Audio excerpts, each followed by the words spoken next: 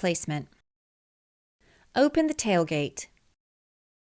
Using a trim tool, carefully pry out the mounting bolt covers.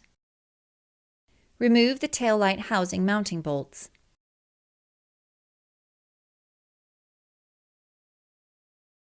Using a plastic trim tool, carefully pry and pull the taillight housing rearward to release it from the inner retaining studs. To replace the taillight housing, disconnect the electrical connector to the taillight housing, rotate the bulb holders counterclockwise, pull them straight out of the housing. Unclip the harness from the housing and remove the housing. To remove the desired taillight bulb, pull it straight out of the bulb holder. Do not pull on the wiring harness.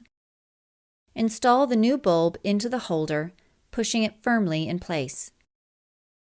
Install the bulb holders into the taillight housing, aligning the tabs and rotating them clockwise until they are secure.